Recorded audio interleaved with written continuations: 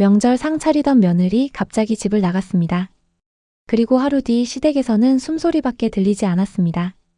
그날 아침 부엌에는 기름 튀는 소리와 바삐 움직이는 발걸음이 가득했습니다. 테이블에는 전, 잡채, 갈비찜, 전통 명절 음식들이 줄을 섰고 그 사이에서 혼자 땀을 닦던 사람이 있었습니다. 오늘만 지나면 돼. 오늘만. 예, 잡채간 좀 보고. 전 부쳤으면 바로바로 내놔야지. 아버지 상에는 따끈하게 올려야 하니까. 주방엔 칭찬도 도움의 손길도 없었습니다. 그저 끝없는 지시와 당연함만 있었죠. 여보, 이거 좀. 응? 아, 잠깐만 경기 끝나면 도울게. 묻고 싶었습니다. 경기가 중요한지 내가 중요한지라고요. 하지만 묻지 않았습니다. 그 대신 혼자 속삭였죠. 괜찮아. 이번 명절까지만. 그리고 몇 분 뒤 기름 냄새로 가득했던 부엌에서 사라졌습니다. 아니, 며느리는 어디 갔어? 잡채 시어머니 상에 올려야 하는데. 휴대폰도 안 받아? 시댁은 며느리가 도망쳤다고 말했지만 정확히는 떠났던 거였습니다. 하루 뒤. 그리고 다음날 그 집에서 들리는 건 숨소리뿐이었습니다. 영상을 시청하시기에 앞서 구독과 좋아요, 알림 설정 부탁드립니다. 영상 제작에 큰 힘이 됩니다. 감사합니다. 사실 이 이야기는 그날 아침부터 시작된 게 아니었습니다. 훨씬 더 오래전부터 쌓여왔던 것들이었죠. 명절이 다가올 때마다 느껴지던 그 무게감, 그 불안함, 그 두려움. 그게 바로 시작이었습니다. 결혼한 지 5년째였습니다. 처음엔 괜찮았어요. 아니, 괜찮은 척했다는 게 맞겠네요. 시댁 식구들도 나쁜 사람들은 아니었으니까요. 그냥 조금 무심했고, 조금 당연하게 생각했고, 조금 옛날 방식을 고집했을 뿐이었습니다.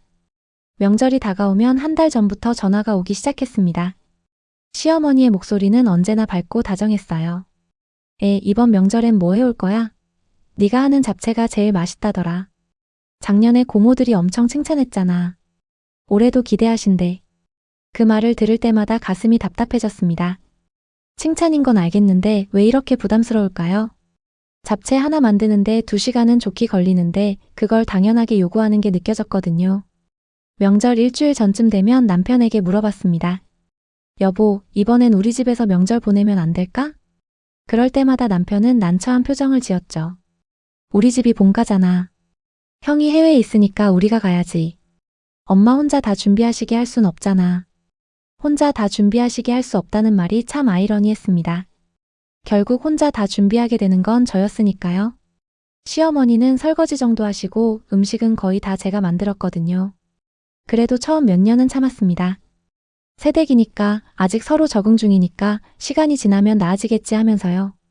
하지만 시간은 흘러도 아무것도 나아지지 않았습니다. 오히려 당연함은 더 커졌고 요구는 더 많아졌고 제 몸과 마음은 점점 지쳐갔습니다. 명절 이틀 전 시장에 갔습니다. 장바구니 가득 재료를 샀죠. 갈비, 대추, 밤, 당근, 시금치, 숙주, 고사리, 도라지, 표고버섯, 당면. 손으로 세기도 힘들 만큼 많은 재료들이었습니다. 계산대에서 카드를 긁으며 생각했어요. 이 돈이면 우리 가족끼리 좋은 레스토랑에서 명절을 보낼 수 있을 텐데. 하지만 그런 생각은 입 밖으로 꺼낼 수조차 없었습니다. 명절은 가족이 모이는 날이니까. 전통을 지켜야 하니까. 며느리가 음식을 준비하는 게 당연하니까. 집에 돌아와 냉장고에 재료를 정리하면서 한숨이 나왔습니다. 이틀 뒤면 이 모든 걸 요리해야 하고 상을 차려야 하고 설거지를 해야 하고 다시 정리해야 합니다. 그 사이사이 시댁 식구들의 요구를 들어야 하고 웃으며 대답해야 하고 불평 한마디 없이 해내야 하죠. 그날 밤 잠이 오지 않았습니다. 침대에 누워 천장을 바라보며 생각했어요. 도대체 언제까지 이렇게 살아야 할까? 명절이 1년에 2번이면 그나마 다행이지만 그 2번이 1년 내내 저를 짓누르고 있었습니다. 명절 전날 시댁에 도착했습니다. 현관문을 열자마자 시어머니가 반갑게 맞아주셨어요. 어머, 왔어? 고생했어. 빨리 들어와. 반갑게 인사를 나누고 짐을 풀었습니다. 하지만 채 10분도 지나지 않아 시어머니가 부엌으로 부르셨죠. 미안한데 오늘 저녁은 네가 좀 해줄래? 엄마가 장 보느라 너무 피곤해서. 냉장고에 재료 다 있어. 물론이죠. 뭐 해드릴까요? 아무거나 간단하게. 우리 며느리 손맛이 최고니까. 간단하게라는 말은 늘 간단하지 않았습니다. 냉장고를 열어보니 재료는 있었지만 손질이 전혀 되어 있지 않았어요. 결국 저녁 준비에 2시간이 걸렸습니다. 그 사이 남편은 아버지, 삼촌들과 거실에서 TV를 보고 있었고 시어머니는 방에서 쉬고 계셨죠. 저녁을 차리고 식구들을 불렀습니다. 모두 식탁에 둘러앉아 맛있게 먹었어요. 역시 우리 며느리 솜씨는 최고야. 이래서 명절이 기다려진다니까. 감사합니다. 웃으며 대답했지만 속으로는 복잡한 감정이 올라왔습니다. 고맙다는 건지 앞으로도 계속 이렇게 해달라는 건지 칭찬인지 압박인지 구분이 되지 않았어요. 식사가 끝나고 설거지를 시작했습니다. 식구들은 하나둘 거실로 나가고 부엌엔 저 혼자 남았죠. 설거지를 하면서 창문 밖을 봤습니다. 어둠이 내려앉은 하늘을 보며 생각했어요. 내일은 더 바쁘겠지. 아침 일찍 일어나서 전 부치고 나물 무치고 탕 끓이고 제사상 준비하고 차례 지내고 다시 점심 차리고 설거지하고 상상만 해도 숨이 막혔습니다. 하지만 어쩌겠어요. 해야 하니까. 며느리니까. 이게 제 역할이니까. 설거지를 마치고 방으로 들어갔습니다. 남편은 이미 침대에 누워 휴대폰을 보고 있었어요. 피곤하지? 얼른 자. 응. 근데 여보, 내일 좀 도와줄 수 있어? 남편이 휴대폰에서 눈을 떼지 않고 대답했습니다. 아, 나도 도와주고 싶은데 아버지랑 성묘 가야 해. 너도 알잖아, 장남이라. 그래. 알아. 더 이상 말하지 않았습니다. 어차피 말해도 소용없으니까요. 남편에게는 장남으로서의 역할이 있고 저에게는 며느리로서의 역할이 있을 뿐이었습니다. 그 역할들이 공평한지 정당한지는 중요하지 않았어요. 불을 끄고 누웠지만 잠이 오지 않았습니다. 옆에서 남편의 고른 숨소리가 들렸어요. 평화로운 숨소리였습니다. 내일 아침 일어나면 차려진 밥상 앞에 앉아서 맛있게 먹고 아버지와 함께 성묘를 다녀오고 돌아와서 다시 차려진 음식을 먹으면 되니까요. 반면 저는 그 모든 것을 준비해야 했습니다. 잠도 제대로 못 자고 새벽같이 일어나서 온종일 부엌에 서서 웃으며 음식을 내놓고 칭찬받으면서도 공허함을 느끼며 하루를 보내야 하죠. 명절 당일 아침 알람이 울리기 전에 눈이 떠졌습니다. 시계를 보니 새벽 5시. 몸을 일으키는 게 너무 힘들었어요. 온몸이 무거웠고 머리는 지끈거렸습니다. 하지만 일어나야 했습니다. 조용히 부엌으로 갔습니다. 아직 아무도 일어나지 않은 고요한 새벽이었어요. 불을 켜고 재료들을 꺼내기 시작했습니다. 전 부칠 반죽, 나물 무칠 재료, 탕에 넣을 고기와 채소들. 하나하나 준비하면서 기계처럼 움직였습니다. 1시간쯤 지났을까요? 시어머니가 부엌으로 오셨어요. 어머, 벌써 시작했어? 고생이 많네. 아니에요. 괜찮아요. 오늘 제사상에 올릴 음식이 많으니까 힘들겠다. 미안해. 괜찮습니다. 제가 할게요. 시어머니는 잠깐 부엌을 둘러보시더니 다시 방으로 들어가셨습니다. 도와주시겠다는 말씀은 없었어요. 미안하다는 말씀만 하시고 가셨죠. 그 미안함이 진심인지 아니면 그냥 하는 말인지 알 수 없었습니다. 시간이 흘러 아침 7시가 되었습니다. 하나둘 식구들이 일어나기 시작했어요. 거실에서 TV 소리가 들렸고 화장실 물 내리는 소리가 들렸습니다. 모두 느긋하게 아침을 맞이하고 있었죠. 반면 저는 이미 2시간째 부엌에 서 있었습니다. 땀이 등을 타고 흘렀고 손은 뜨거운 기름에 데일까봐 조심스럽게 움직이고 있었어요. 전을 부치는 내내 생각했습니다. 이게 맞는 걸까? 이게 정말 가족이 함께하는 명절일까? 아니면 그냥 며느리 혼자 일하는 날일까?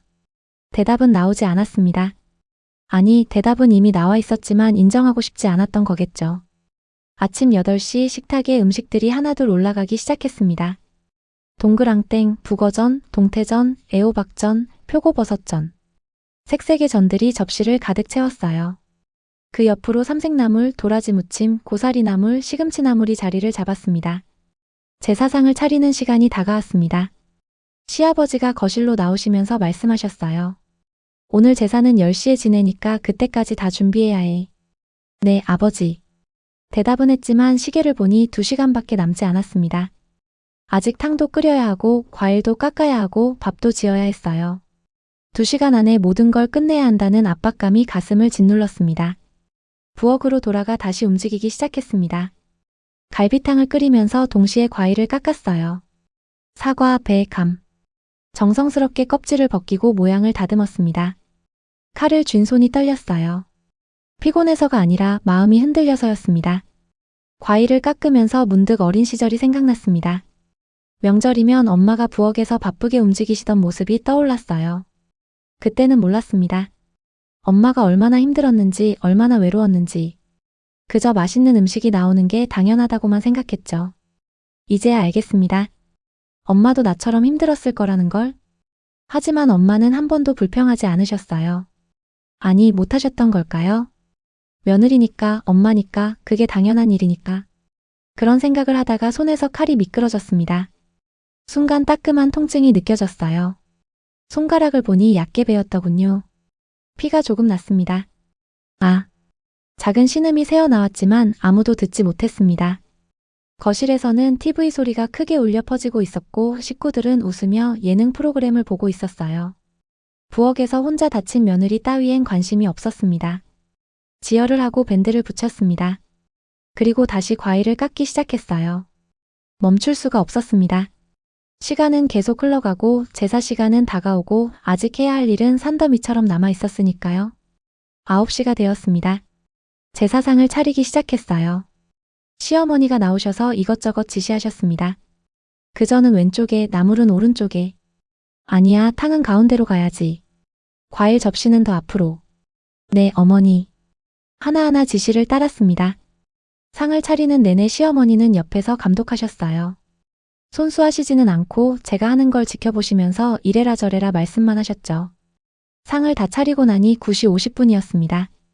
간신히 시간 안에 맞췄어요. 하지만 안도하는 것도 잠깐 시어머니가 말씀하셨습니다. 우리 제사 끝나고 점심 먹을 거니까 미리 준비 좀 해놔. 사람들 많이 오거든. 지금요? 응, 제사 지내는 동안 네가 부엌에서 준비하면 되잖아. 어차피 여자들은 제사 안 지내니까. 순간 할 말을 잃었습니다. 제사를 지내는 동안 부엌에서 점심 준비를 하라고요. 다른 식구들은 모두 제사에 참여하는데 저만 부엌에서 일을 하라는 말씀이었습니다. 네, 알겠습니다. 다른 대답을 할 수가 없었어요. 거절하면 눈치 없는 며느리가 되고 전통을 무시하는 사람이 되고 가족의 화목을 깨는 사람이 될 테니까요. 10시 제사가 시작되었습니다. 거실에 모인 식구들은 정중하게 절을 올렸어요. 시아버지의 낮은 목소리로 축문을 읽는 소리가 들렸습니다. 엄숙한 분위기 속에서 모두가 고개를 숙이고 있었죠. 저는 부엌에 있었습니다. 제사상을 지켜보지도 못한 채 부엌에서 또다시 칼을 들고 있었어요. 점심 메뉴로 불고기를 준비하라고 하셨거든요. 고기를 썰고 양념을 만들고 채소를 손질했습니다. 제사 지내는 소리가 희미하게 들려왔습니다. 절하는 소리, 술 따르는 소리, 낮은 대화 소리. 저는 그 소리들을 들으며 혼자 부엌에서 일했어요. 가족이 함께한다는 명절이 이렇게 외로울 수 있다는 게 믿기지 않았습니다. 30분쯤 지났을까요? 제사가 끝났는지 거실이 시끌벅적해졌습니다. 식구들이 제사 음식을 나눠 먹기 시작했어요. 역시 우리 집 음식이 제일 맛있어. 며느리 솜씨가 좋아서 그래. 그러게. 이래서 명절이 기다려져. 칭찬하는 소리가 들렸습니다. 하지만 그 칭찬을 들으니 더 허무했어요. 칭찬은 하면서도 아무도 부엌으로 와서 고맙다는 말 한마디 건네지 않았거든요. 11시 점심 준비가 거의 끝나갈 무렵이었습니다. 남편이 부엌으로 왔어요. 힘들지? 조금만 더 힘내. 그 말을 듣는 순간 뭔가가 터져나올 것 같았습니다. 힘들지? 라는 물음에 대답하고 싶었어요. 너무 힘들다고, 도저히 못하겠다고, 이제 그만하고 싶다고. 하지만 입 밖으로 나온 건 다른 말이었습니다. 응, 괜찮아. 남편은 안심한 듯 미소 지으며 다시 거실로 나갔습니다. 저를 도우러 온 게 아니었어요. 그냥 괜찮은지 확인하러 온 거였죠. 확인하고 안심하고 다시 나가면 되니까요. 부엌에 혼자 남았습니다. 불고기를 볶으면서 눈물이 날 것 같았어요. 하지만 울 수도 없었습니다.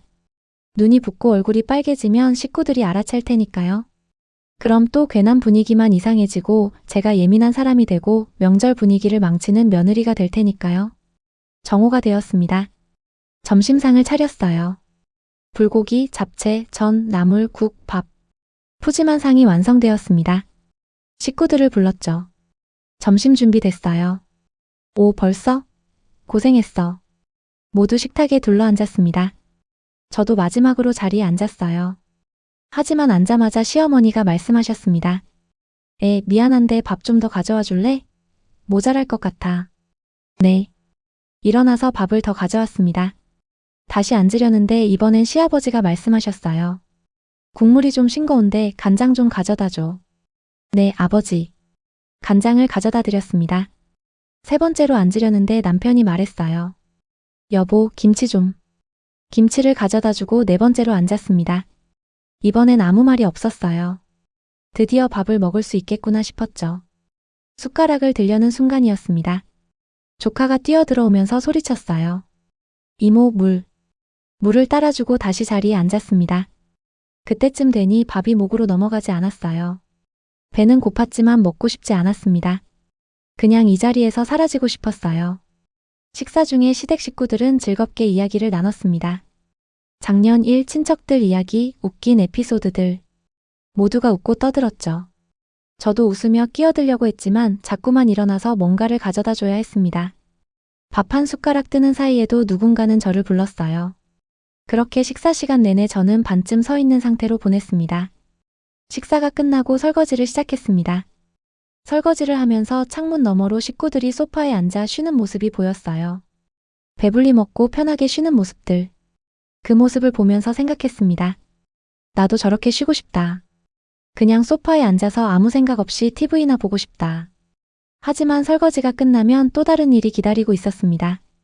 저녁 준비, 간식 준비, 과일 깎기. 명절이 끝날 때까지 쉴 시간은 없었어요. 설거지를 하던 중이었습니다. 갑자기 어지러움이 밀려왔어요. 손에 쥔 그릇이 흔들렸고 시야가 흐릿해졌습니다. 싱크대를 붙잡고 잠시 눈을 감았죠. 괜찮아. 조금만 참으면 돼. 오늘만 지나면 돼. 스스로에게 말했습니다. 하지만 속으로는 알고 있었어요. 오늘이 지나도 또 다른 명절이 올 거라는 걸. 그때도 똑같을 거라는 걸. 아무것도 변하지 않을 거라는 걸. 설거지를 마치고 잠시 쉬려고 방으로 들어갔습니다. 침대에 누우니 온몸이 무너지는 것 같았어요. 눈을 감자 눈물이 흘렀습니다. 소리 없이 조용히 혼자서. 얼마나 누워 있었을까요? 노크 소리가 들렸습니다. 며느리 일어났어? 저녁 준비 슬슬 해야 할 것 같은데. 시어머니의 목소리였습니다. 부드럽지만 단호한 목소리. 쉬라고 한 적도 없었는데 일어나라고 하시는 거죠. 네, 지금 나갈게요. 눈물을 닦고 일어났습니다. 거울을 보니 눈이 조금 빨갛더군요. 찬물로 얼굴을 씻고 다시 부엌으로 향했습니다. 저녁 준비를 시작했습니다. 오후 4시쯤 되었을까요? 이미 아침부터 11시간을 일한 상태였지만 아직 하루가 끝나지 않았습니다. 저녁 메뉴는 전골이었습니다. 시어머니가 특별히 좋아하시는 메뉴라고 했어요. 육수를 내고 재료를 준비하고 하나하나 정성스럽게 배치했습니다. 전골을 준비하면서 손가락에 밴드가 보였습니다. 아침에 베인 상처. 이미 까맣게 잊고 있었어요. 아픈 것도 느낄 틈이 없었습니다. 그저 계속 움직여야 했으니까요. 저녁 6시 전골이 끓기 시작했습니다. 식구들이 모여들었어요. 와, 오늘 저녁은 전골이네. 좋아하는 건데. 모두 기뻐했습니다. 하지만 아무도 묻지 않았어요. 누가 준비했는지, 얼마나 오래 걸렸는지, 힘들지 않았는지. 함께 저녁을 먹었습니다. 아니, 다른 사람들은 먹었고 저는 또 일어나고 앉기를 반복했죠. 그릇 가져다 주고, 물 따라주고, 반찬 더 가져다 주고. 식사가 끝나갈 무렵 시아버지가 만족스럽게 말씀하셨습니다. 역시 명절은 이래야 해. 가족이 다 모여서 맛있는 음식 먹고. 이게 전통이야. 그 말을 들으면서 생각했습니다. 이게 정말 전통일까요? 아니면 그냥 며느리를 부려먹는 핑계일까요? 저녁 설거지까지 마치고 나니 밤 9시가 넘었습니다. 16시간을 쉬지 않고 일한 셈이었어요. 몸은 천근만근이었고 다리는 후들거렸습니다. 방으로 돌아가려는데 시어머니가 부르셨습니다. 내일 아침은 뭐 해줄 거야? 사람들이 간단하게 먹고 갈 텐데. 내일도 해야 하는 거였습니다. 명절이 끝나도 끝난 게 아니었어요. 다들 집에 갈 때까지 계속 음식을 내놓아야 했습니다. 죽 쓸까요? 그래, 그게 좋겠다. 우리 며느리 솜씨 좋으니까. 또다시 칭찬이었습니다. 하지만 그 칭찬이 이제는 너무 무겁게 느껴졌어요. 칭찬 뒤에 숨은 요구들, 당연시되는 노동들, 보이지 않는 압박들. 방으로 돌아왔습니다. 남편은 침대에 누워 TV를 보고 있었어요. 오늘 하루 어땠어? 물었습니다. 남편이 하품을 하며 대답했죠. 괜찮았어. 좀 심심했지만. 넌? 나도 괜찮았어. 거짓말이었습니다. 전혀 괜찮지 않았어요. 무너질 것 같았고 울고 싶었고 도망치고 싶었습니다. 하지만 그 말을 할 수가 없었어요.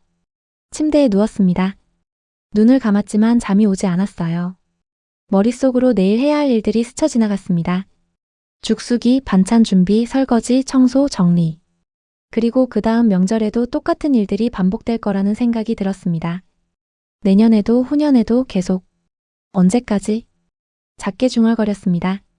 남편은 듣지 못했어요. 이미 잠들어 있었으니까요. 다음 날 아침 새벽 5시 반에 일어났습니다. 몸은 전날의 피로로 무거웠지만 죽을 쑤어야 했으니까요. 조용히 부엌으로 가서 쌀을 씻기 시작했어요. 쌀을 씻으면서 손을 바라봤습니다. 거칠어진 손, 베인 자국, 화상 자국들. 이 손들이 언제부터 이렇게 되었을까요? 결혼 전엔 이렇지 않았는데. 명절이 올 때마다 조금씩 상처가 늘어났던 거였습니다. 죽을 끓이면서 창밖을 봤습니다. 아직 해가 뜨기 전이었어요. 어둠 속에서 혼자 일하고 있는 제 모습이 창문에 비쳤습니다. 외롭고 쓸쓸한 모습이었죠. 6시가 넘어가자 시어머니가 나오셨습니다. 벌써 시작했어? 고생이네. 똑같은 말씀이었습니다.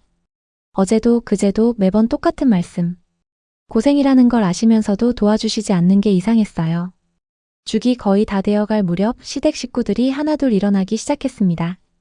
거실로 나와 TV를 켜고 스마트폰을 보고 느긋하게 아침을 맞이했죠. 7시 죽상을 차렸습니다. 죽과 함께 김치, 깍두기, 장아찌를 내놨어요. 간단한 아침이지만 준비하는 데에는 2시간이 걸렸습니다.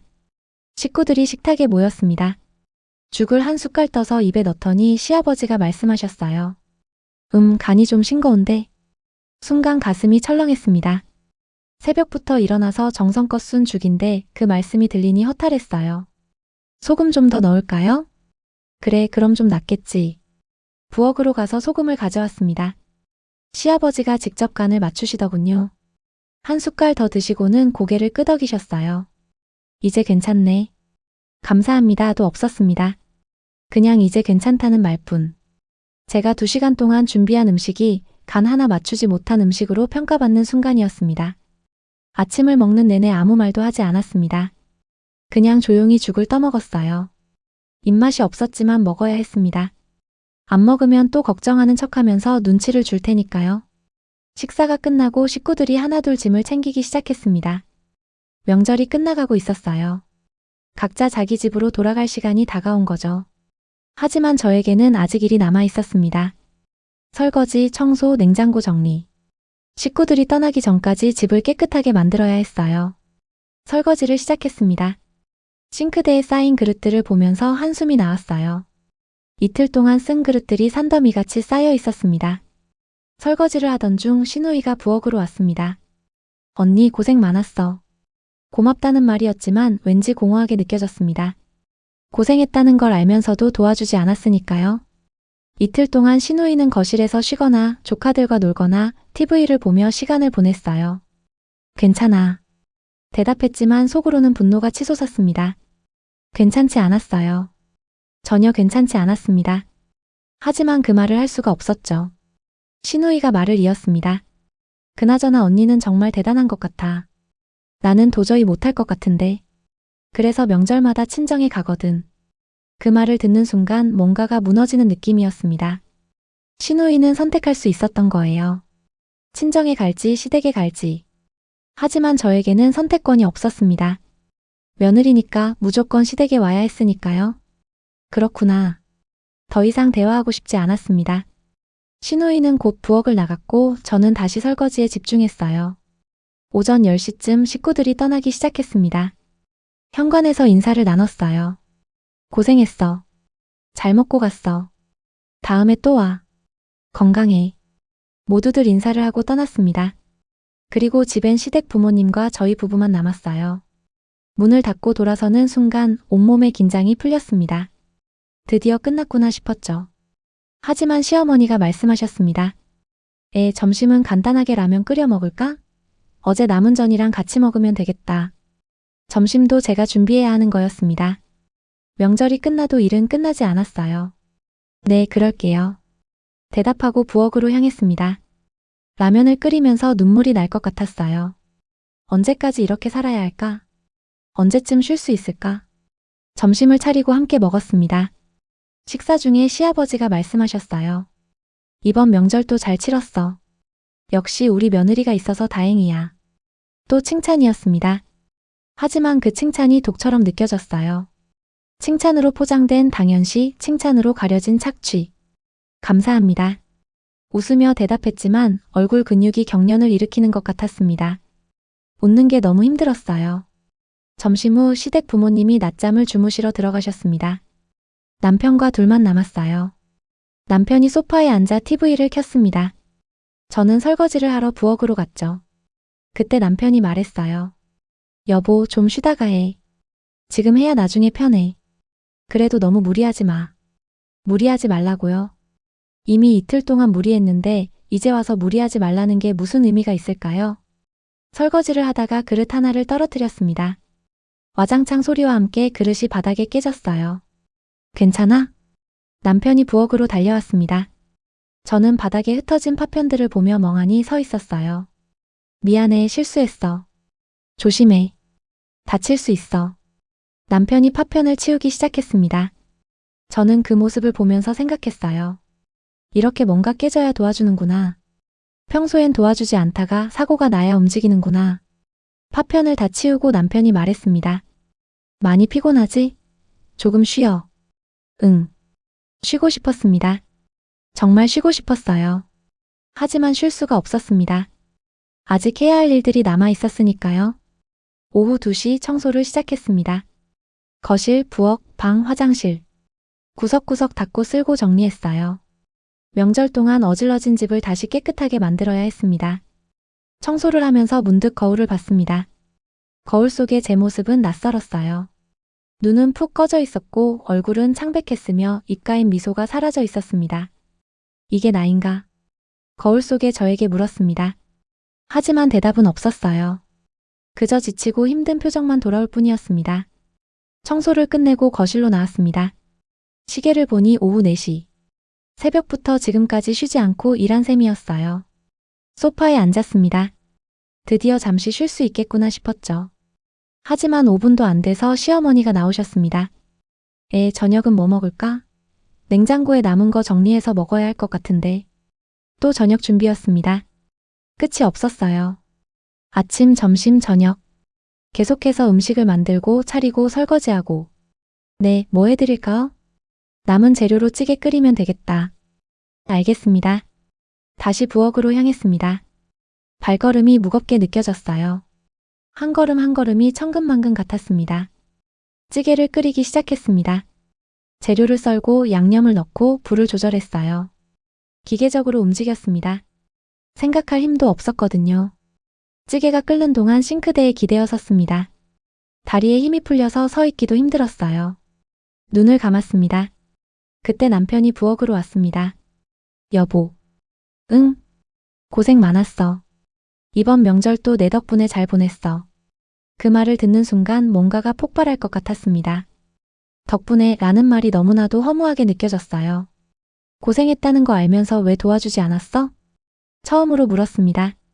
남편이 놀란 표정으로 저를 봤어요. 뭐? 이틀 동안 나 혼자 부엌에서 일했잖아. 당신은 거실에서 TV만 봤잖아. 그거 알면서 왜 도와주지 않은 거야? 남편이 당황하며 대답했습니다. 나도 아버지랑 성묘 갔었잖아. 그리고 집안일은 원래 뭔데? 원래 며느리 혼자 하는 거라고. 목소리가 커졌습니다. 참았던 감정들이 터져나오기 시작했어요. 남편이 주변을 살폈습니다. 부모님이 들을까봐 걱정하는 표정이었어요. 여보, 목소리 좀 낮춰. 부모님 계시잖아. 부모님이 계시면 어때? 나는 이틀 동안 지옥 같았어. 아침부터 밤까지 쉬지도 못하고 일만 했어. 그런데 아무도 고맙다는 말 한마디 제대로 안 하더라. 칭찬은 하면서 도움은 안 주더라. 남편이 난처한 표정을 지었습니다. 미안해. 내가 좀 더 신경 썼어야 했는데. 미안하다고 해서 해결될 문제가 아니야. 매년 똑같잖아. 매 명절마다 나만 고생하고 당신은 편하게 쉬고. 이게 공평해? 남편이 입을 열었다 닫았습니다. 할 말이 없는 것 같았어요. 그때 시어머니가 부엌으로 오셨습니다. 무슨 일이야? 왜 이렇게 시끄러워? 순간 말문이 막혔습니다. 시어머니께 뭐라고 말해야 할까요? 힘들었다고? 불공평하다고? 아무것도 말할 수 없었습니다. 시어머니 앞에서는 며느리의 본분을 지켜야 했으니까요. 아무것도 아니에요. 제가 실수했어요. 시어머니가 저를 보시더니 말씀하셨습니다. 많이 피곤한가 보네. 얼굴이 안 좋아. 저녁 준비는 내가 마저 할 테니까 좀 쉬어. 감사합니다. 방으로 들어갔습니다. 침대에 몸을 던지니 눈물이 쏟아졌어요. 소리 내어 울고 싶었지만 그럴 수도 없었습니다. 시댁에서는 조용히 혼자 울어야 했으니까요. 한참을 울고 나니 조금 진정이 되었습니다. 휴대폰을 봤어요. 친구들의 메시지가 와 있었습니다. 명절 잘 보내고 있어? 응, 잘 지내. 거짓말이었습니다. 전혀 잘 지내지 못하고 있었어요. 하지만 진실을 말할 수가 없었습니다. 말하면 부정적인 사람이 되고 불평 많은 사람이 되고 시댁을 욕하는 며느리가 될 테니까요. 휴대폰을 내려놓고 천장을 바라봤습니다. 머릿속으로 여러 생각들이 스쳐 지나갔어요. 이대로 계속 살 수 있을까? 다음 명절도 이렇게 보낼 수 있을까? 앞으로 몇십 년을 이렇게 살아야 할까? 대답은 나오지 않았습니다. 아니, 대답은 이미 나와 있었지만 인정하고 싶지 않았던 거겠죠. 저녁 시간이 되었습니다. 시어머니가 부르는 소리가 들렸어요. 저녁 됐어. 나와서 먹어. 일어나서 거실로 나갔습니다. 식탁에는 찌개와 반찬들이 차려져 있었어요. 시어머니가 마저 준비하신 거였습니다.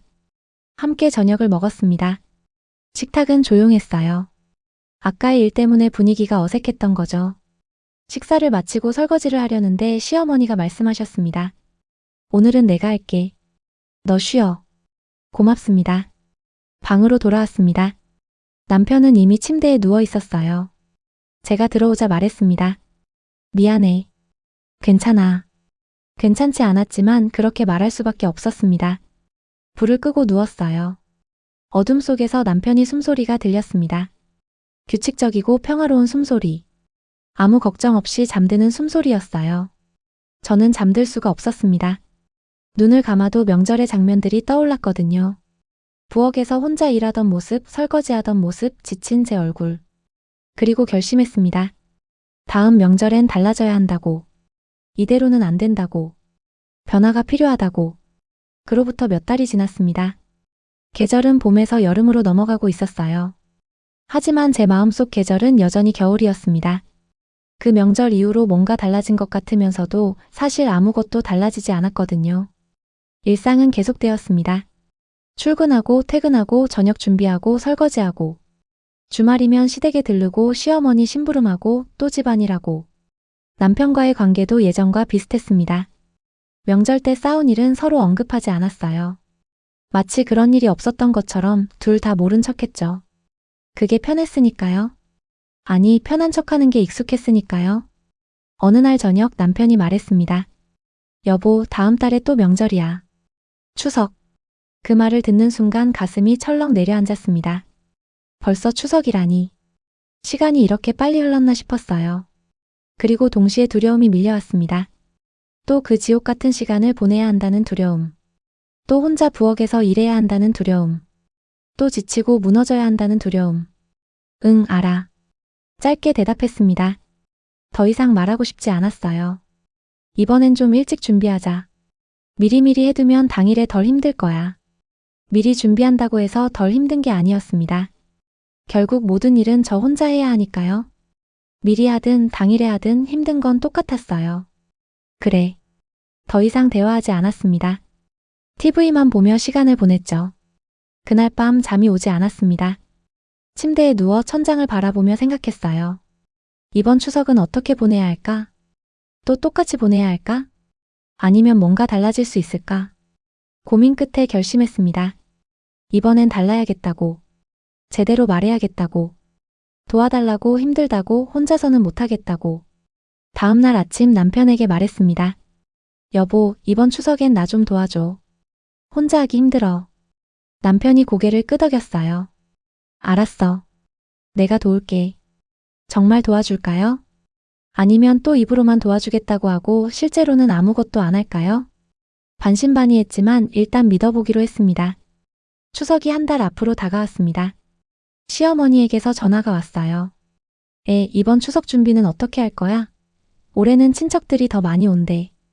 친척들이 더 많이 온다는 말에 한숨이 나왔습니다. 그 말은 곧 음식을 더 많이 준비해야 한다는 뜻이었으니까요. 네, 알겠습니다. 준비할게요. 우리 며느리가 있어서 든든해. 너만 믿는다. 또 그 말이었습니다. 믿는다는 말, 든든하다는 말. 그 말들이 칭찬처럼 들리지만 사실은 압박이었어요. 잘해야 한다는 압박, 실망시키면 안 된다는 압박. 전화를 끊고 한참을 멍하니 앉아 있었습니다. 어떻게 해야 할까? 정말 이번에도 똑같이 해야 할까? 그때 문득 친구가 했던 말이 떠올랐습니다. 몇 년 전 친구와 커피를 마시며 명절 이야기를 나눴었거든요. 나는 올해부터 명절 음식 안 만들기로 했어. 그냥 배달시켜. 시댁에서 뭐라고 하면 그때 가서 생각하고. 그때는 친구가 너무 과격하다고 생각했습니다. 명절 음식을 배달로 시키다니 시댁에서 뭐라고 하지 않을까 걱정했어요. 하지만 지금은 달랐습니다. 친구의 선택이 용기 있어 보였어요. 자기 한계를 인정하고 다른 방법을 찾은 거니까요. 저도 그럴 수 있을까요? 시댁에 말할 수 있을까요? 올해는 음식을 배달시키겠다고 혼자서는 감당이 안 된다고. 고민하다가 남편에게 물어봤습니다. 여보, 이번 추석 음식 일부는 배달시키면 안 될까? 너무 많아서 혼자 다 못할 것 같아. 남편이 난처한 표정을 지었습니다. 엄마가 싫어하실 것 같은데. 우리 집은 전통을 중요하게 생각하잖아. 전통. 또 그 말이었습니다. 전통이라는 이름으로 며느리에게 모든 짐을 떠넘기는 것. 그게 정말 지켜야 할 전통일까요? 그럼 나한테 전통보다 중요한 게 뭔데? 남편이 당황하며 대답했습니다. 무슨 소리야? 당연히 너지. 그럼 내가 힘들다는데 왜 못 도와줘? 왜 엄마 눈치만 봐? 남편이 할 말을 잃었습니다. 한참을 침묵하더니 말했어요. 알았어. 엄마한테 내가 말해볼게. 정말 말해줄까요? 아니면 또 흐지부지 될까요? 믿을 수가 없었지만 일단 기다려보기로 했습니다. 일주일이 지났습니다. 남편은 시어머니께 아무 말도 하지 않았어요. 물어보면 나중에 하겠다고 적당한 타이밍을 봐서 하겠다고 했죠.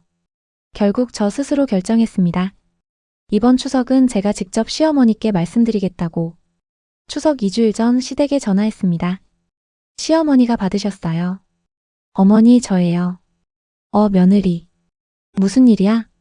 어머니, 이번 추석 음식 준비 관련해서 말씀드릴 게 있어요. 그래, 말해봐. 심호흡을 하고 말했습니다. 제가 요즘 몸이 좀 안 좋아서요. 병원에도 다니고 있고. 그래서 이번엔 음식을 다 준비하기가 힘들 것 같아요. 일부는 배달을 시키거나 아니면 간단하게 준비하면 안 될까요? 침묵이 흘렀습니다. 긴 침묵이었어요. 시어머니가 뭐라고 하실까 두려웠습니다. 아프면 병원 잘 다녀야지. 근데 명절 음식을 배달로 시킨다는 건 좀. 우리 집은 그런 적이 없었거든. 친척들도 오는데 뭐라고 하겠어. 예상했던 대답이었습니다. 하지만 막상 들으니 가슴이 아팠어요. 하지만 어머니, 제가 정말 힘들어요. 매번 명절 때마다 쓰러질 것 같아요.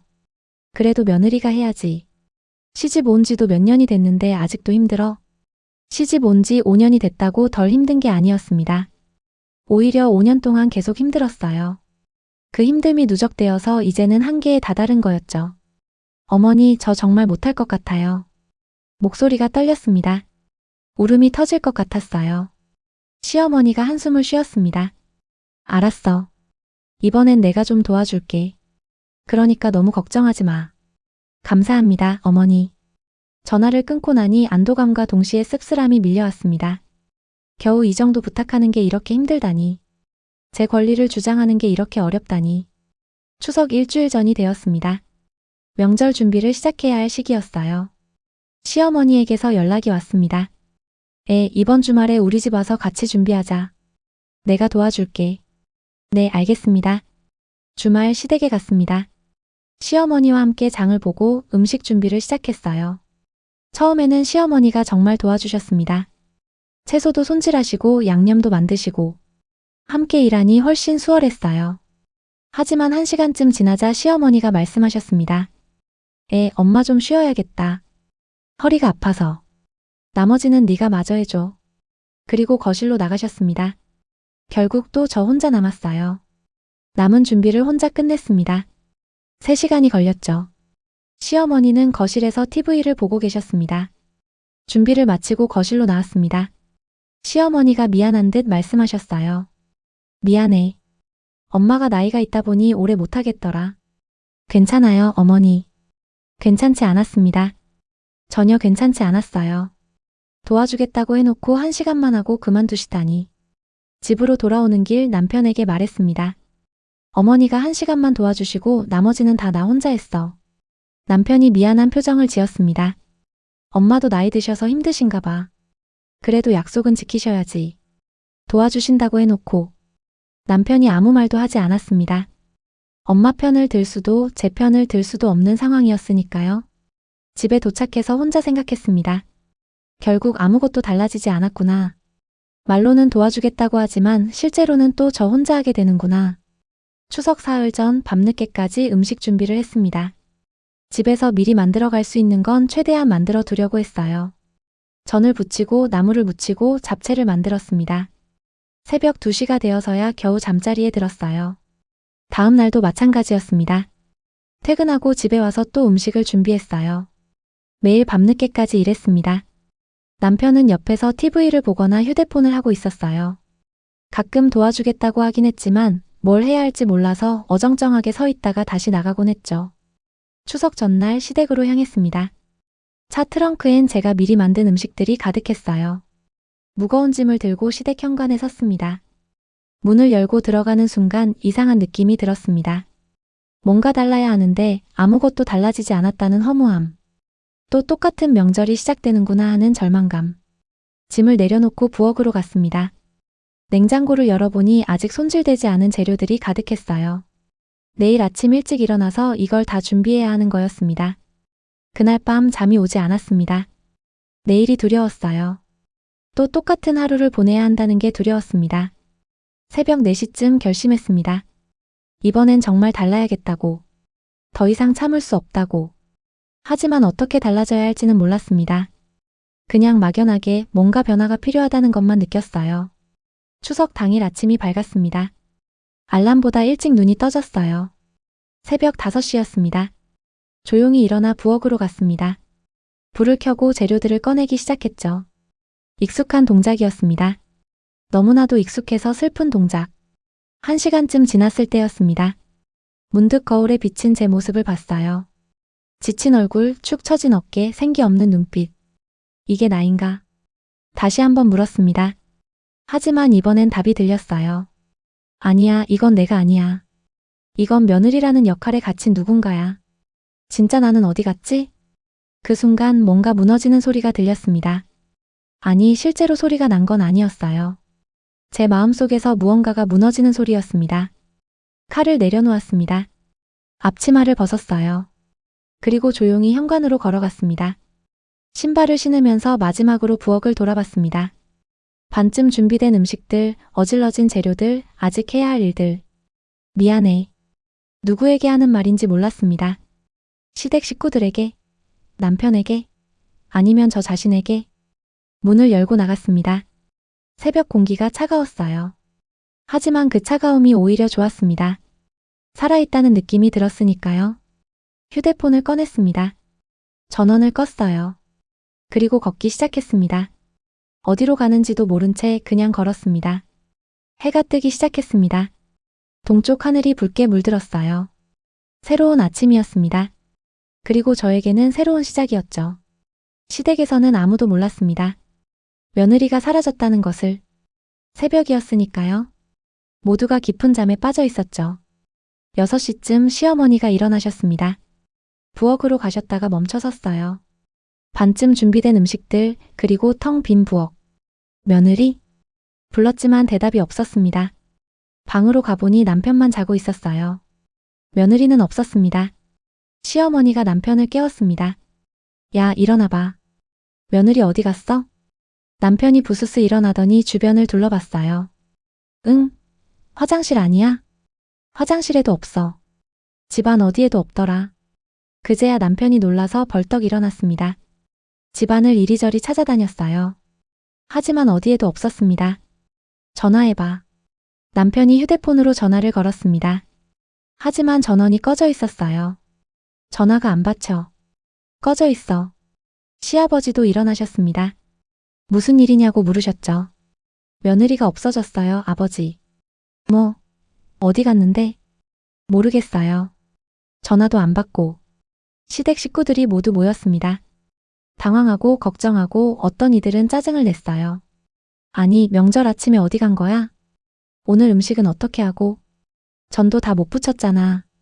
걱정보다는 불편함이 먼저였습니다. 며느리가 어디 갔는지 무슨 일이 있는지보다 오늘 음식을 어떻게 하느냐가 더 중요했던 거죠. 남편이 다시 전화를 걸었습니다. 계속 꺼져 있었어요. 문자를 보냈습니다. 여보, 어디야? 전화해줘. 하지만 답장은 없었습니다. 시간이 흘렀습니다. 7시, 8시. 여전히 소식이 없었어요. 시댁 식구들은 서로를 쳐다봤습니다. 누군가는 해야 했어요. 명절 음식을, 제사 준비를. 시어머니가 한숨을 쉬며 부엌으로 갔습니다. 어쩔 수 없지. 우리끼리라도 해야지. 시누이도 마지못해 일어났어요. 조카들은 여전히 자고 있었고 남자 어른들은 거실에 앉아 TV만 봤습니다. 부엌에서 시어머니와 시누이가 음식을 준비하기 시작했습니다. 하지만 익숙하지 않았어요. 늘 며느리가 해왔으니까요. 이거 어떻게 하는 거야? 나도 모르겠는데. 며느리가 항상 했잖아. 레시피를 검색하고 이것저것 시도해봤지만 쉽지 않았습니다. 저는 타고 나물은 싱겁고 모든 게 엉망이었어요. 2시간쯤 지나자 시어머니가 지친 목소리로 말했습니다. 안 되겠어. 이렇게는 못하겠어. 며느리는 대체 어디 간 거야? 그제야 남편이 진심으로 걱정하기 시작했습니다. 혹시 무슨 일이 생긴 건 아닐까? 사고라도 난 건 아닐까? 다시 전화를 걸었습니다. 여전히 꺼져 있었어요. 친구들한테 연락해봐야겠어. 남편이 제 친구들에게 전화를 걸었습니다. 하지만 아무도 제 소식을 몰랐어요. 저희도 연락이 안 돼요. 무슨 일 있어요? 아니, 그냥. 혹시 연락 오면 알려주세요. 시댁은 점점 혼란스러워졌습니다. 명절 음식은 제대로 준비되지 않았고 며느리는 연락이 두절됐고 친척들이 오기 시작했어요. 어머, 며느리는 어디 갔어? 시어머니가 난처하게 대답했습니다. 몸이 좀 안 좋아서 잠깐. 쉬고 있어. 거짓말이었습니다. 하지만 친척들 앞에서 며느리가 사라졌다고 말할 수는 없었으니까요. 점심시간이 되었습니다. 제사를 지내야 했어요. 하지만 제사상은 엉망이었습니다. 음식도 부족했고 제대로 준비된 것도 없었죠. 제사를 간신히 마치고 식사를 했습니다. 친척들이 수군거렸어요. 올해는 음식이 별로네. 며느리가 아픈가 봐. 평소엔 잘하는데. 그 말들을 들으며 시어머니의 얼굴이 붉어졌습니다. 창피했던 거죠. 며느리가 없으니 제대로 된 명절을 치르지 못했다는 게. 오후가 되었습니다. 친척들이 하나둘 돌아가기 시작했어요. 집엔 다시 시댁 식구들만 남았습니다. 거실에 모두 모여 앉았습니다. 무거운 침묵이 흘렀어요. 시아버지가 남편에게 물었습니다. 며느리가 왜 그랬을 것 같아? 무슨 일 있었어? 남편이 고개를 숙였습니다. 잘 모르겠어요. 요즘 힘들어하긴 했는데. 힘들어한다는 건 알았으면서 왜 아무것도 안 했냐는 질책이 들어올 줄 알았습니다. 하지만 아무도 그런 말을 하지 않았어요. 다들 자기 할 말이 없었으니까요. 저녁이 되었습니다. 여전히 소식이 없었어요. 남편은 계속 전화를 걸었지만 전원은 꺼져 있었습니다. 밤이 깊어졌습니다. 모두 각자 방으로 들어갔어요. 하지만 아무도 잠들 수 없었습니다. 남편은 침대에 누워 천장을 바라봤습니다. 머릿속으로 지난 시간들이 스쳐 지나갔어요. 명절 때마다 혼자 부엌에서 일하던 아내. 지친 얼굴로 웃으며 음식을 내놓던 모습. 도와달라고 했을 때 대충 둘러댔던 자신. 왜 진심으로 도와주지 않았을까? 왜 아내의 힘듦을 외면했을까? 왜 부모님 눈치만 봤을까? 후회가 밀려왔습니다. 하지만 이미 늦었어요. 아내는 떠났고 어디 있는지도 모르니까요. 다음 날 아침이 밝았습니다. 여전히 소식이 없었어요. 시댁은 이상하게 조용했습니다. 어제까지의 소란스러움은 사라지고 무거운 정적만 남았죠. 시어머니가 부엌에 서서 창밖을 바라봤습니다. 며느리가 항상 서 있던 그 자리. 그 자리가 이렇게 비어 있으니 집안 전체가 텅 빈 것 같았어요. 문득 지난 세월이 떠올랐습니다. 며느리가 처음 왔을 때 어색하지만 열심히 하려던 모습. 시간이 지나면서 점점 지쳐가던 모습. 그럼에도 불구하고 끝까지 웃으려 애쓰던 모습. 나는 뭘 했지? 시어머니는 스스로에게 물었습니다. 며느리를 도와준 적이 있었나? 고맙다고 제대로 말한 적이 있었나? 아니면 그냥 당연하게만 생각했나? 대답은 명확했습니다. 당연하게 생각했던 거죠. 며느리니까 젊으니까 할 수 있을 거라고. 자신도 옛날에 그렇게 했으니까 며느리도 그래야 한다고. 하지만 그게 옳은 건 아니었어요. 자신이 힘들었다면 며느리도 힘든 거였죠. 자신이 외로웠다면 며느리도 외로운 거였습니다. 시아버지도 거실에 앉아 생각에 잠겼습니다. 며느리에게 한 말들이 떠올랐어요. 간이 싱겁다고 했던 말, 이것저것 지시했던 말들, 고맙다는 말은 없이 당연하게 받아먹기만 했던 태도.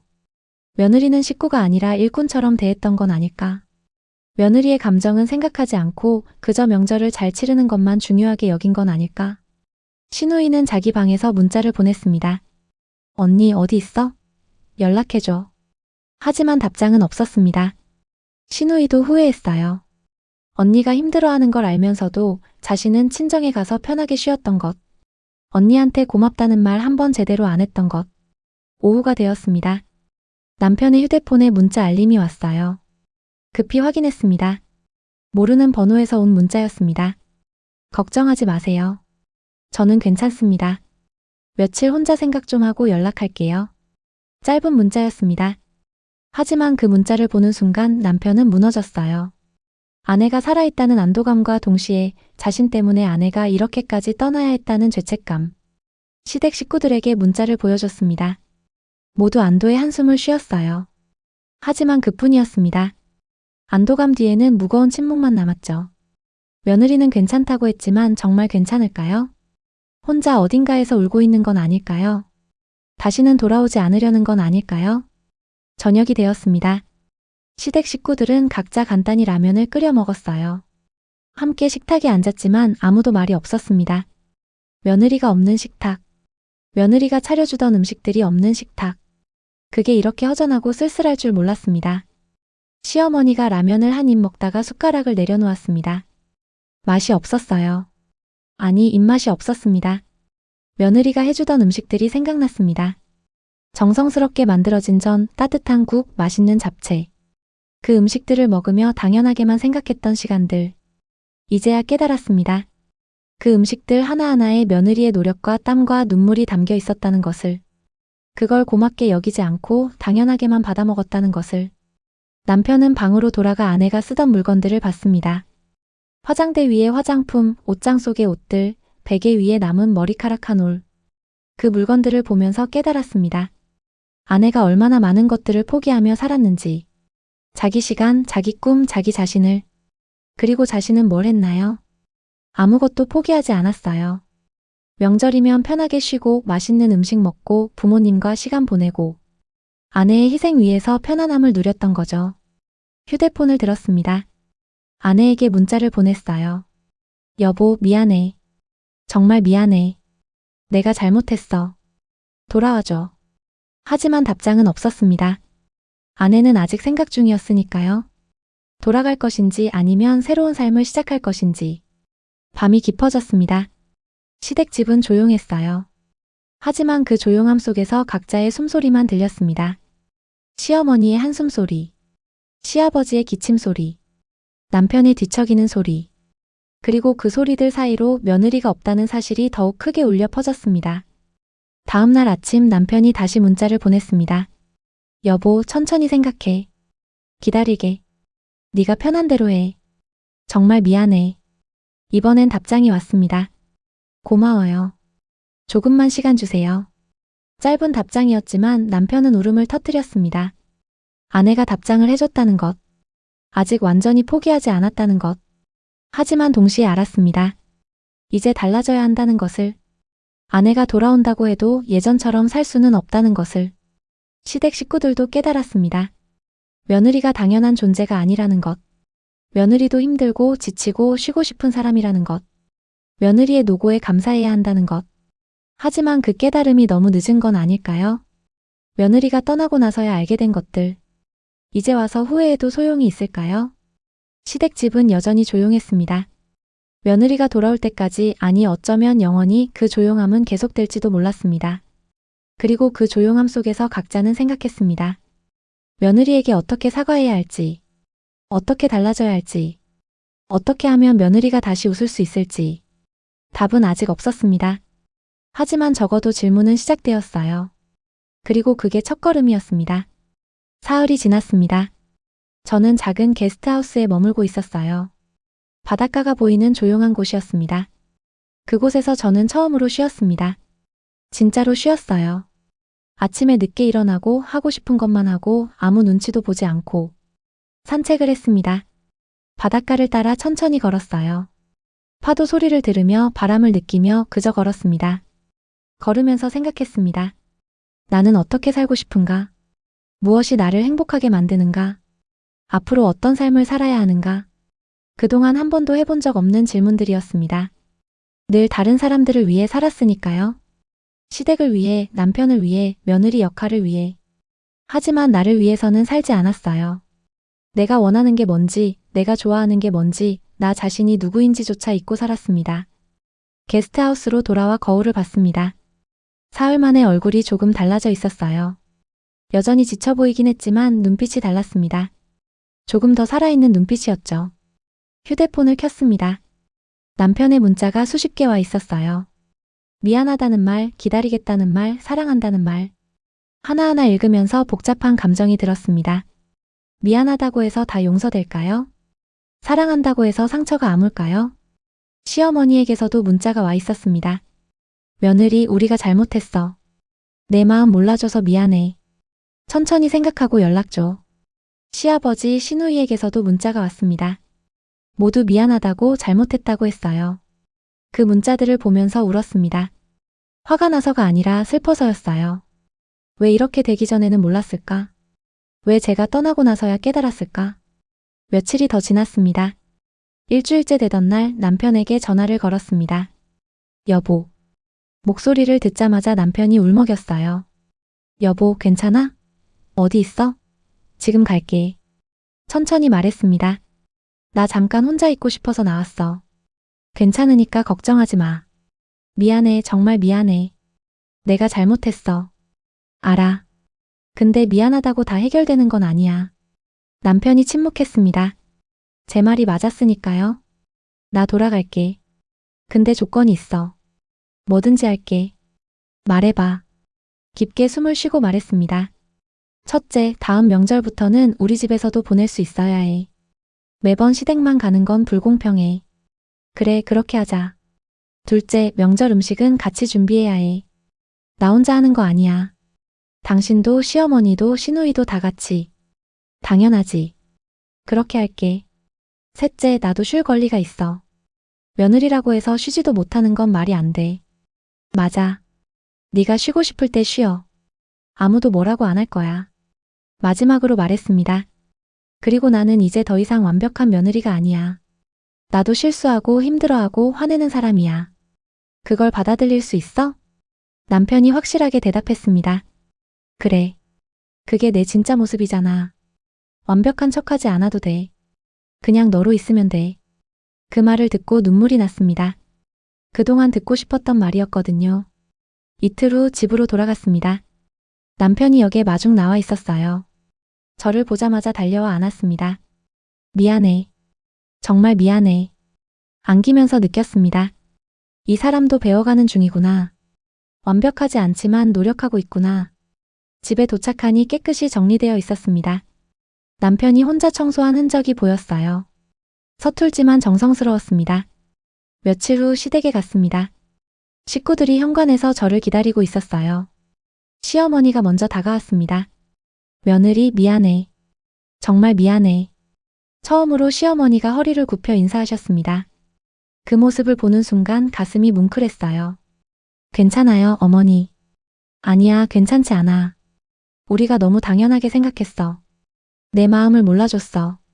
시아버지도 고개를 숙이셨습니다. 내가 미안하다. 며느리 노고를 몰라줬어. 신우이도 다가왔어요. 언니 미안해. 나만 편하게 있었어. 다 같이 앉아서 이야기를 나눴습니다. 제가 얼마나 힘들었는지, 무엇이 저를 지치게 했는지, 앞으로 어떻게 달라졌으면 좋겠는지.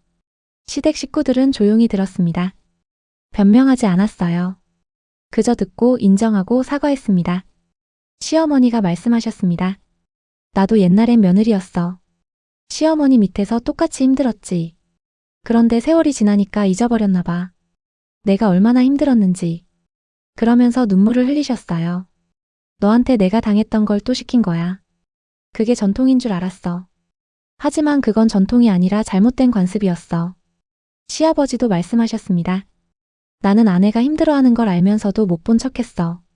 그게 여자의 일이라고 생각했지. 하지만 그건 편견이었어. 가족이면 다 같이 해야 하는 거였어. 그날 우리는 약속했습니다. 다음 명절부터는 달라지기로. 모두가 함께 준비하고 함께 치르고 함께 정리하기로. 그리고 한 달에 한 번은 우리 친정에서 명절을 보내기로 했습니다. 공평하게 양쪽 다. 집으로 돌아오는 길 남편이 손을 잡았습니다. 고마워. 돌아와줘서. 미소 지으며 대답했습니다. 나도 고마워. 들어줘서. 하지만 속으로는 알고 있었습니다. 이게 끝이 아니라는 것. 진짜 변화는 이제부터라는 것. 말로 약속하는 건 쉬웠어요. 하지만 실제로 지키는 건 어려웠습니다. 오랜 습관을 바꾸는 건 시간이 걸리니까요. 다음 명절이 다가왔습니다. 이번엔 우리 친정에서 보내기로 했어요. 시댁 식구들이 우리 집에 왔습니다. 시어머니가 말씀하셨어요. 오늘은 우리가 도와줄게. 뭐 하면 돼? 처음엔 어색했습니다. 시어머니가 부엌에서 일하는 모습, 시아버지가 상 차리는 모습, 남편이 설거지하는 모습. 하지만 점점 자연스러워졌어요. 함께 웃으며 음식을 만들고 함께 식탁에 앉아 먹고 함께 뒷정리를 했습니다. 그날 저녁 식탁에 둘러앉아 차를 마셨습니다. 시어머니가 조용히 말씀하셨어요. 오늘 해보니까 알겠어. 이 일을 혼자 하는 게 얼마나 힘든지. 며느리 그동안 정말 고생 많았어. 그 말을 듣는 순간 모든 게 보상받는 느낌이었습니다. 제 노력을 인정받았다는 느낌. 제 힘듦을 이해받았다는 느낌. 괜찮아요, 어머니. 이제 다 같이 하면 되잖아요. 맞아. 앞으로는 다 같이 하자. 시간이 흘렀습니다. 계절이 바뀌고 명절이 또 왔어요. 이번엔 달랐습니다. 명절 일주일 전부터 가족 단톡방에 역할 분담표가 올라왔어요. 남편 전 부치기, 장보기. 시어머니 나물 준비, 과일 깎기. 시누이 잡채 만들기, 테이블 세팅. 저 갈비찜, 국 끓이기. 모두가 자기 역할이 있었습니다. 한 사람에게 모든 걸 떠넘기지 않았어요. 명절 당일 부엌은 북적였습니다. 하지만 예전과는 달랐어요. 혼자 북적이는 게 아니라 다 같이 북적였죠. 시어머니가 나물을 무치고 시누이가 잡채를 볶고 남편이 전을 부치고 저는 갈비찜을 만들었습니다. 중간중간 웃음소리가 터져 나왔어요. 남편이 전을 태우고 시누이가 잡채에 설탕을 너무 많이 넣고 작은 실수들이 있었지만 그게 오히려 재미있었습니다. 점심시간 함께 만든 음식을 식탁에 차렸습니다. 완벽하지 않았어요. 어떤 전은 탔고 어떤 나물은 짰고 어떤 건 싱거웠습니다. 하지만 그게 중요한 게 아니었어요. 함께 만들었다는 게 중요했습니다. 한 사람의 희생이 아니라 모두의 참여로 이뤄낸 명절이었으니까요. 식사를 하면서 시아버지가 말씀하셨습니다. 음식 맛이 예전과 좀 다르긴 한데 이게 더 좋은 것 같아. 다 같이 만들어서 그런가? 모두가 고개를 끄덕였습니다. 맛보다 중요한 게 있다는 걸 이제는 알았으니까요. 식사 후 설거지도 함께 했습니다. 남편이 설거지를 하고 시누이가 닦고 시어머니가 정리하고 저는 주방을 청소했어요. 1시간도 안 돼서 모든 게 끝났습니다. 혼자 할 때는 3시간 걸렸던 일이 함께하니 금방 끝난 거죠. 거실에 모여 앉았습니다. 예전처럼 남자들만 쉬는 게 아니라 모두가 함께 쉬었어요. 차를 마시며 이야기를 나눴습니다. 일상 이야기, 웃긴 에피소드, 앞으로의 계획들. 그러다 시어머니가 제 손을 잡으셨습니다. 며느리 고마워. 우리한테 기회를 줘서. 저도 시어머니의 손을 잡았습니다. 저도 고마워요, 어머니. 변화해 주셔서. 그날 밤 집으로 돌아오는 차 안에서 남편이 물었습니다. 오늘 어땠어? 미소 지으며 대답했습니다. 좋았어. 정말 좋았어. 그리고 창밖을 바라봤습니다. 어둠 속에서 반짝이는 별들이 보였어요. 예쁜 별들이었습니다. 며칠 후 친구를 만났습니다. 친구가 물었어요. 요즘 어때? 명절 잘 보냈어? 응, 이번엔 달랐어. 진짜 달랐어. 친구에게 그동안의 이야기를 들려줬습니다. 제가 떠났던 일, 시댁 식구들의 변화, 함께한 명절. 친구가 놀라며 말했습니다. 대단하다. 용기 냈구나. 고개를 끄덕였습니다. 용기 내지 않았으면 아무것도 안 바뀌었을 거야.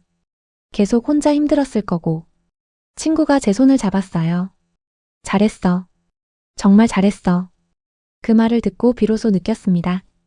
제가 한 선택이 옳았다는 것. 떠나는 게 도망이 아니라 변화를 위한 용기였다는 것. 집으로 돌아오는 길 하늘을 올려다봤습니다. 구름 사이로 햇살이 비치고 있었어요. 따뜻한 햇살이었습니다. 이제는 괜찮을 것 같았습니다. 완벽하진 않겠지만 함께 노력하면 충분히 괜찮을 것 같았어요. 집 앞에 도착했습니다. 현관문을 열고 들어서는데 남편이 부엌에서 저녁을 준비하고 있었어요. 왔어? 오늘 내가 저녁 만들었어. 정말? 응, 네가 좋아하는 김치찌개. 식탁에 앉았습니다. 남편이 만든 김치찌개는 조금 짰지만 그래도 맛있었어요. 아니, 맛있게 느껴졌습니다. 남편의 마음이 담겨 있었으니까요. 식사를 하면서 남편이 말했습니다. 여보, 사랑해. 나도 사랑해. 그리고 생각했습니다. 사랑한다는 말만으로는 부족하다고. 사랑은 행동으로 보여줘야 한다고. 서로를 위해 변화하고 서로를 위해 노력하는 게 진짜 사랑이라고. 그날 밤 일기를 썼습니다. 오늘 나는 행복했다. 완벽하지 않았지만 충분히 행복했다. 그리고 깨달았다. 행복은 완벽함에서 오는 게 아니라 함께하는 것에서 온다는 것을.